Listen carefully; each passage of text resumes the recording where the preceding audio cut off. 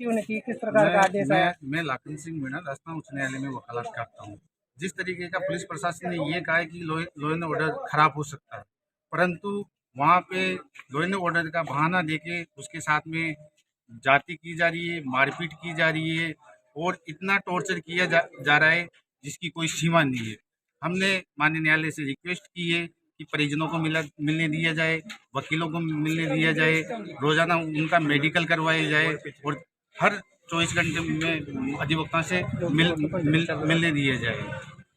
देखिए, किस प्रकार का आदेश माननीय न्यायालय ने दिया है? नरेश मीणा की आज पेशी थी, किस प्रकार से पेशी हुई? आदेश अभी ऐसा कोई पारित नहीं हुआ। मौखिक रूप से नरेश भाई साहब को जेसी भेजा गया है न्यायालय के द्वारा। और जो पुलिस ने जो लॉ एंड ऑर्डर का हवाला देते हुए वीसी से पेश किया है, अगर पुलिस को लॉ एंड ऑर्डर का इतना ही डर था तो फिर police law and order Samravata में क्यों नहीं संभाल पाई? आपके पास लॉ एंड ऑर्डर की ताकत थी तो समरावता में संभालते ना। आप टाइम रहते हुए वहां संभालते, तो ये बात ही नहीं होती।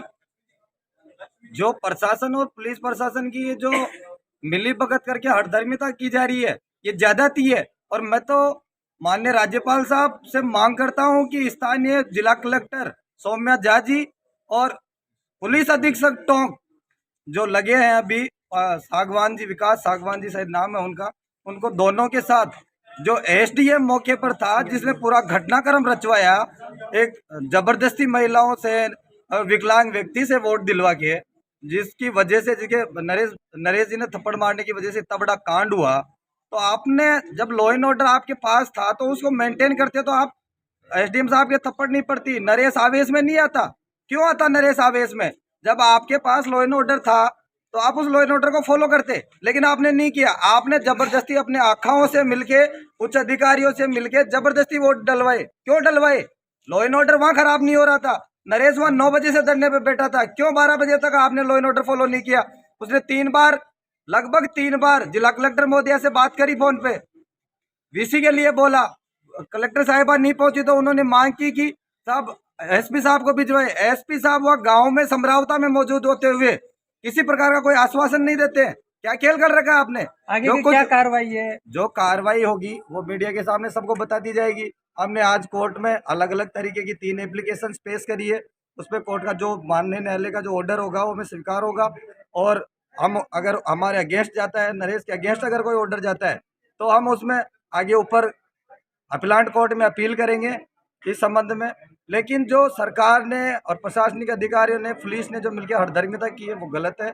दूसरी बात यह है कि पुलिस कस्टडी में रहते हुए नरेश जी के साथ जो पुलिस ने ज्यादती करी है, ऐसा सुनने में आ रहा है। अधिकारियों के कुछ के नाम भी आ रहे हैं, मीडिया के सामने कहना नहीं चाहूँगा क्योंकि सुनी हुई चीज़ों का कभी कंफर्मेशन नहीं होता।